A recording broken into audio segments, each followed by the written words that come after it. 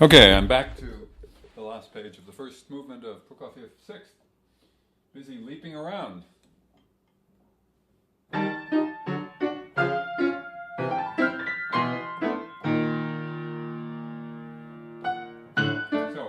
I got through the first measure, okay.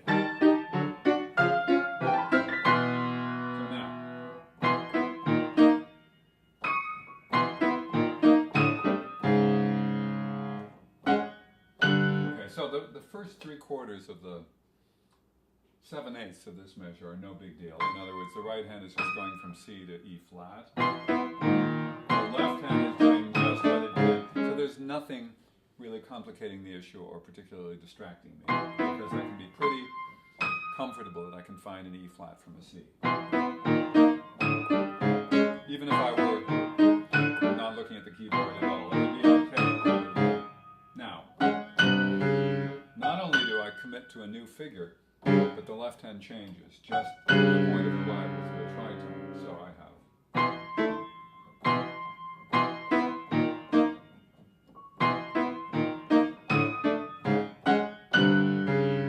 Okay, so first I need to place the right hand F sharp. Question: am I going to place it by feel or by visual input? If I do it by visual input, who's minding the fourth down here? I think, or the store. Is that the expression? Minding the store. I think that's no big deal. Grabbing the tritone is very comfortable. Tritone is easier to grab than the all white note or black note fourths or thirds or whatever. Because it's a tilted chord, it has a very strong definition. It's got a short finger and a long finger. So I find it easy to find. So let me go back to just the chord just before to prove my point. Oops. And then there's a stop. So there's a moment of repose for the left hand.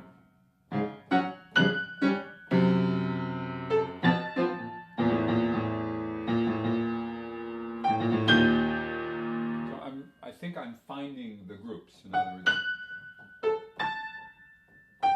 I've got to be able to have those eighth note pickups committed to the octaves above them. So I've got to find a strategy for finding those. Shortly I'll make those bigger.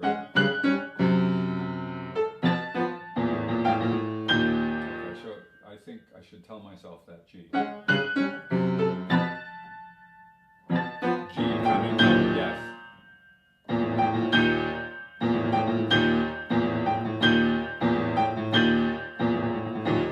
Just a short executional note. I'm not going to hold that fifth finger full value. It's impossible. I have to move from E to E flat, so I'm going to let go when it's convenient for me. Which is to say, when my body says, please lift off on the way to delivering E flat. So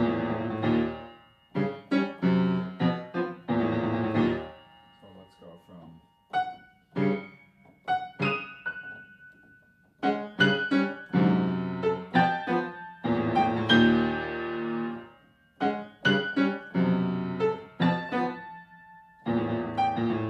You can tell, too much thought, because there's not enough continuity. I'm going to work my way back. It's the busiest moment in the left hand, is that measure trill. So I really want to know that I can execute that without having to think in the middle of it.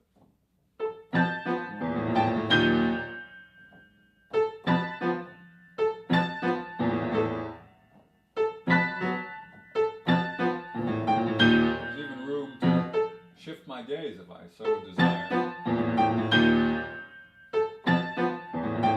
The point is that I am stressing the fluency of it. In other words, I don't want to be practicing stuff that is inherently clumsy. It's real easy to do that and to waste enormous amounts of time suffering. So I have a nonchalance. Even when I play wrong notes, I have nonchalance. Let's see.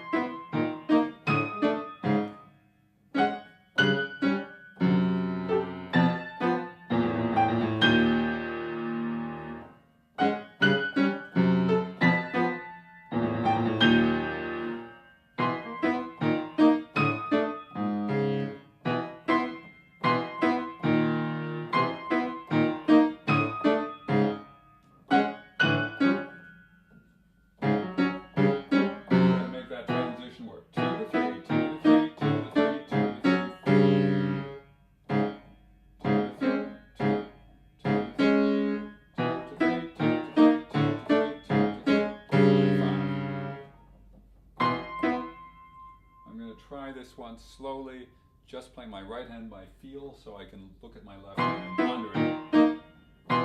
2, 3.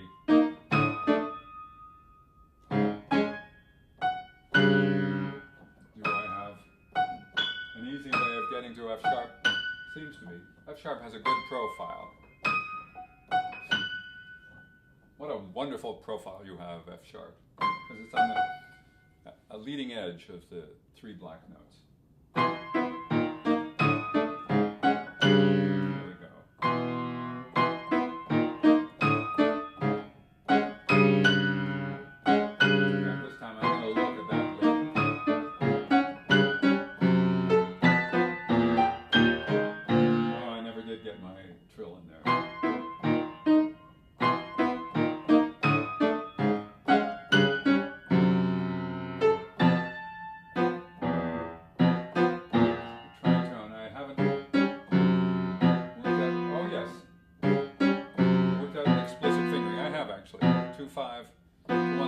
Exactly the same fingering I used on the fourths. There's absolutely no difference between a perfect fourth on white notes and a tritone on white notes. The distance between the keys is exactly the same. The sensation is the same. The only difference is the sound. And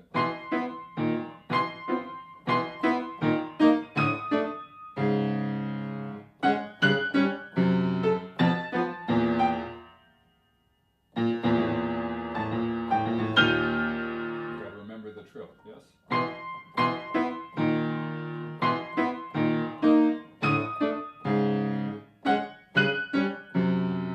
There it comes.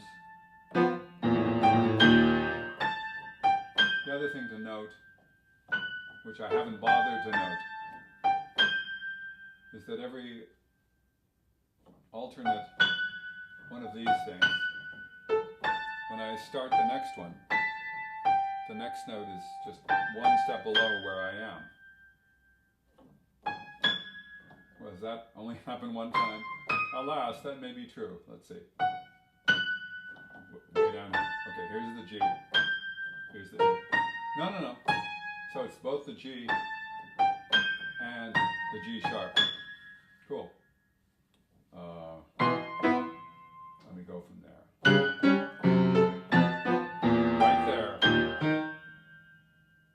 My trill. The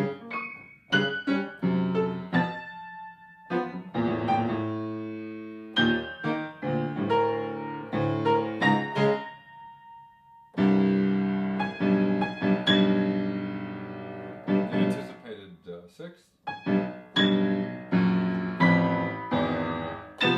obviously that spot is no different.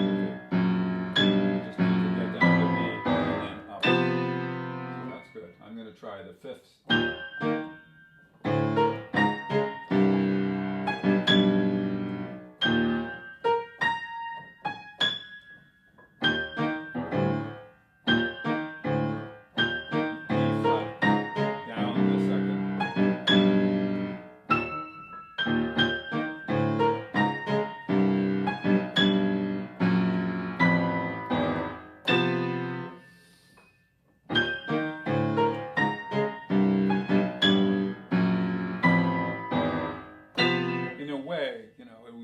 if I just learned this instantly, but in a way my suffering is to my advantage and your advantage. In other words, any trap that I could fall into, anything that's misleading me, anything that's not sticking, I want to be able to share it because I want to be able to transcend it. And one of the points I make about being a piano teacher with my students is that I have a close to supreme confidence that we'll be able to work these things out. In other words, these pieces are written by human beings for human beings. Very rarely do they try to write them. I know a few have tried to make sure that most pianists will fail in trying to execute their work.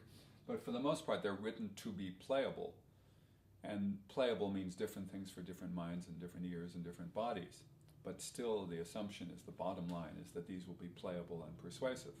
So I've got to find my own way, and you have to find your own way to make those connections work. In my case, a lot of these puzzles that have to do with where I put my attention, what I make different parts of my body do, under what circumstances, where the coordination occurs, what I consider comfortable and fluent. Those are all personal, idiosyncratic to me, but the shared sense of transcendence, I think, is something that is not unique, that we all know when we have that groove, when we are in really trusting mode. And although I'm not in that trusting mode now, I am not dismayed in any way by the challenges of this section.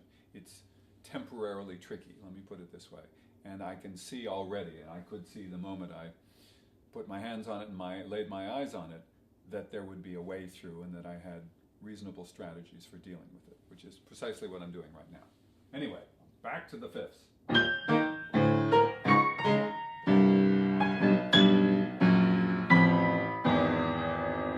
up. Those hands are up. Left hand gets the seventh, right hand gets the octave. Cool, okay.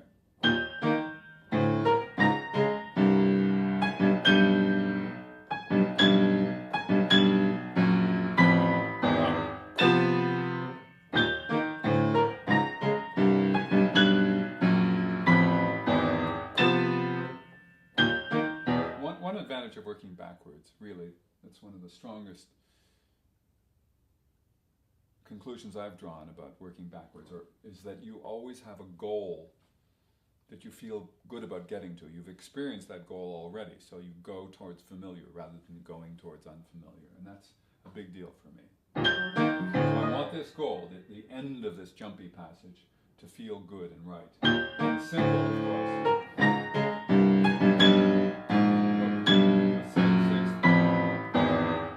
This is certainly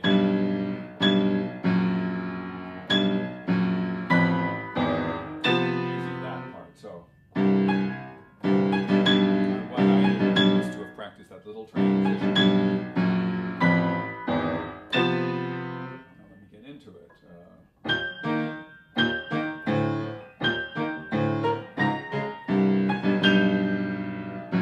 Now I missed. That was not a big deal because I knew what I missed.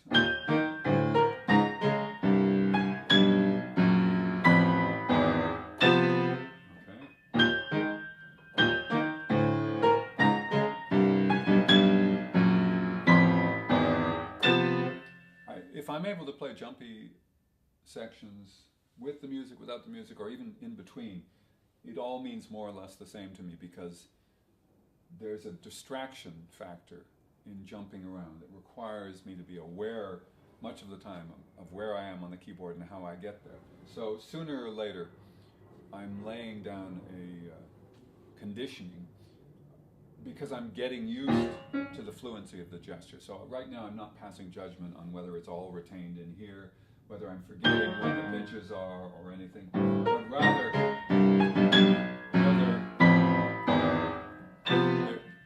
I'm capturing a fluency. That's the most meaningful, because I can drill that in any number of ways, and that fluency will be what my whole system retains.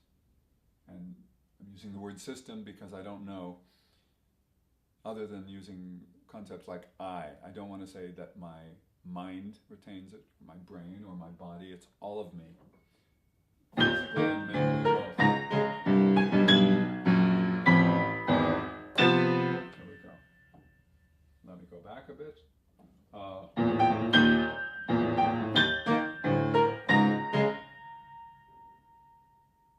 I needed to remember looking for those notes. Those are the steps, the seconds just below me.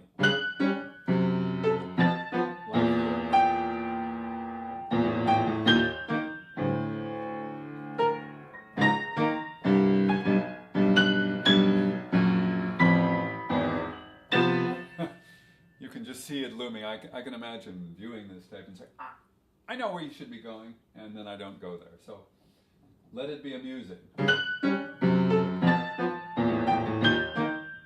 Fifth. Right.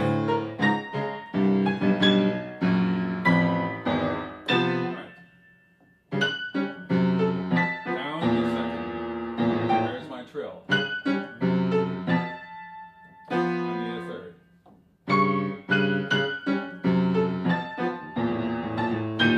Where was my second?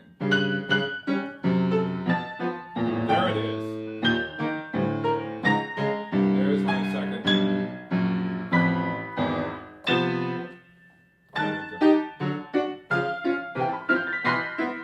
I told myself to go 2-5 and I didn't. I'm looking for comfort.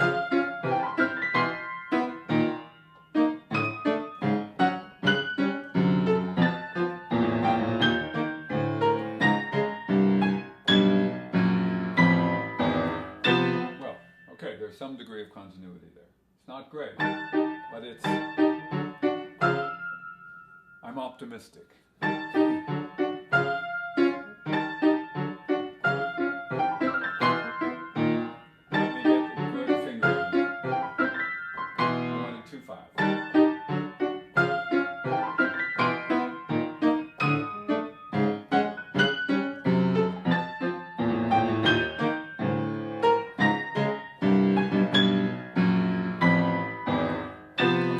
Back to that, but I want to see how the end works out. Okay, ostinato.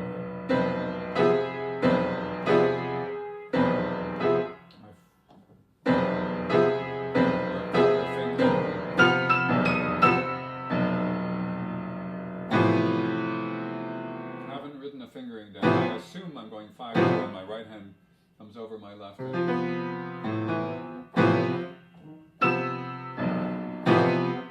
Rather hard to get to. Just experimenting. Oops.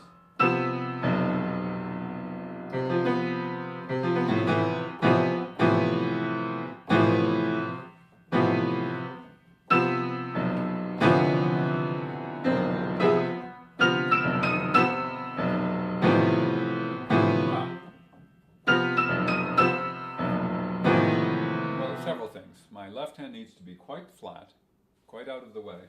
The other thing is, there are fingers that are in between the notes I'm playing in the left hand. I'm playing 1, 2, 5.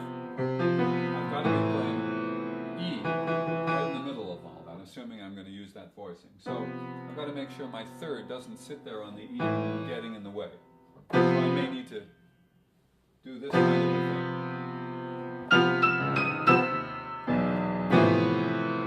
Back my 4 and 3 to get out of the way. The other thing is, I may want to turn my right hand toward the thumb to get it further out of the way. It swings away from the left hand that way. Didn't get out of my way. It's surprisingly ungainly.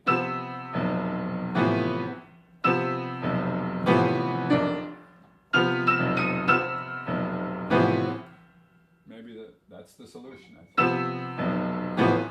Okay. Sotto. Under. It's easier. I do have a rule of thumb that says if something doesn't work, try the opposite. That's exactly what I did. I didn't want to have a preconceived, I should not have a preconceived notion that just because the right hand is the one moving, it should always move over the one that's more stationary. That makes sense a lot of the time, but a lot of the time is not all of the time. So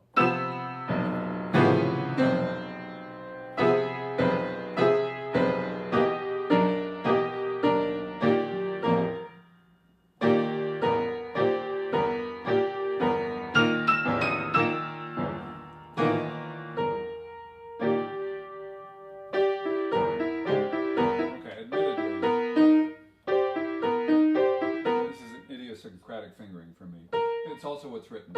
5-3 to 2. I'm using 4-1, 261.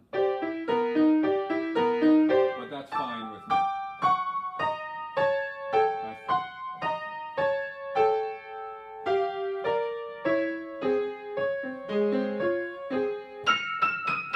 So let me go back.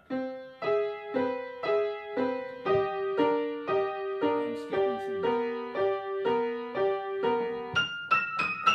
Under.